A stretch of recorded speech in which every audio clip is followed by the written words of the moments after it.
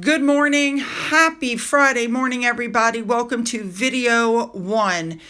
Just when you think this Pat Tillman thing can't go any further, it does. You know I have to keep you abreast and updated. So let's just jump in and cover all that. But to start with, I have a message for one of my subscribers. But let's go. I want to start off by saying a big thank you to my subscriber, Sonia. I was notified that a box had arrived for me at the mail office where I have my stuff delivered. I go running down there and this big, huge box was there. I opened the first box and inside is the second box. I opened the second box and there's the pieces and I put it together to a cat tree that was on my Amazon wish list. Well, let me tell you, Tigger immediately went right over to it. And then after I moved it to its spot in the house, he claimed it as his own. He loves it. Now he's napping up in that top area. Absolutely love it. Thank you so much, Sonia. All right, let's move into our story for today. The change.org petition that's going for Pat Tillman to get Harry removed from receiving his award has a new twist to it. If you can see at the top, I'm going to zoom in for you. We have received flags from our users that the facts in this petition may be contested. You should consider researching this issue before signing. Okay, so these are the sugars trying to stop the award.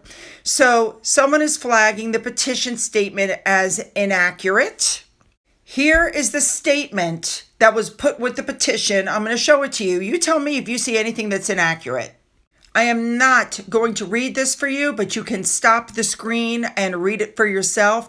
I think it's very accurate. I don't see anything in here that could be considered to be a lie.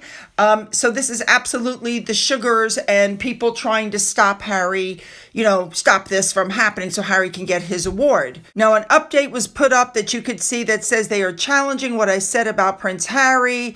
Even though this was written by his own hand in the spare, it is there and can be found easily anywhere online. Now with that, our recollections may vary. On Twitter came out and said, now I see this and I say, how long have they been working together? And I was like, what? And I look down and there it is. The Pat Tillman Fund, Wounded Veterans, Prince Harry reaches the South Pole. So apparently at some point they worked together, but then there's more. So to back up their claim that Harry deserves this award, ESPN has pulled out Jake Woods to defend him. This man, who is a U.S. Marine, and he won the award in 2018, spoke with TMZ of all people, and he said that Harry's record of serving veterans through the Invictus Foundation justifies his win. According to Jake Wood, Harry is down to earth and has no air of superiority. He just wants to sit, swap war stories, and ensure everyone's taken care of. No doubt Harry's down-to-earth nature, solidifies supposedly his worth for this award.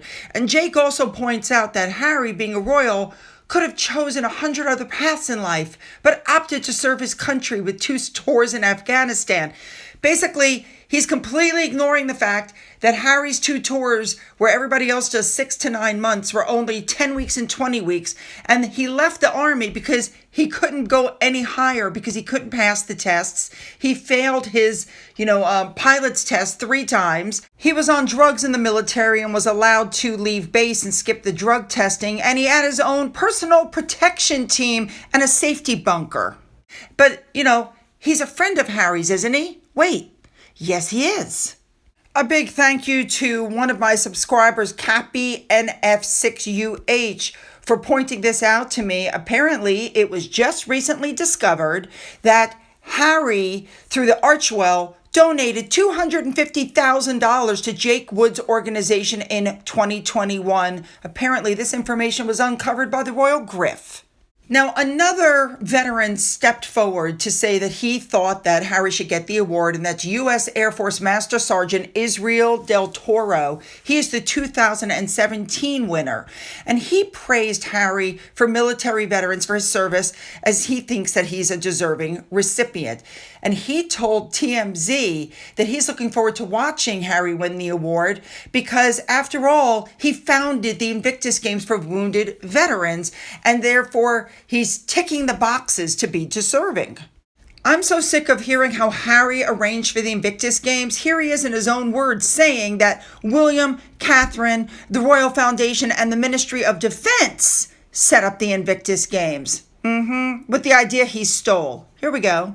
America last year. Well, when I was in Washington in 2012, I met a small contingent of the UK team that was representing ourselves, and hearing the stories that came back from the games really sort of ignited something inside me that made me want to basically broaden this to a wider audience, and therefore speaking to the relevant people from the Royal Foundation insisted that I try to get myself there for 2013, which, as you know, we made it.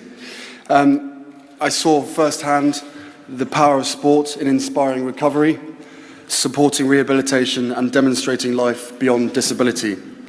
A group of inspirational people proving that anything is possible. Why bring it to the UK?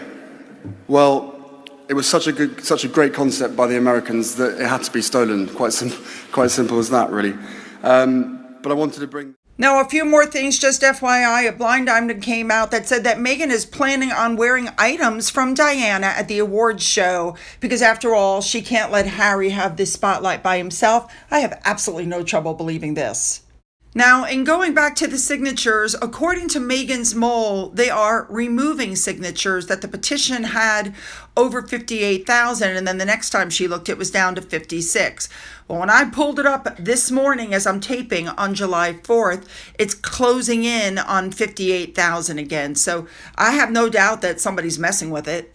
One other bit of information that's come out, apparently the Pat Tillman Foundation has been using a larger than normal portion of the funding coming in for overhead. Remember, overhead is salaries, travel, food, hotels, etc. And the person running it is Pat Tillman's widow, who has, been remarried and had children since then. Apparently, she's still making money off the name of her ex-husband.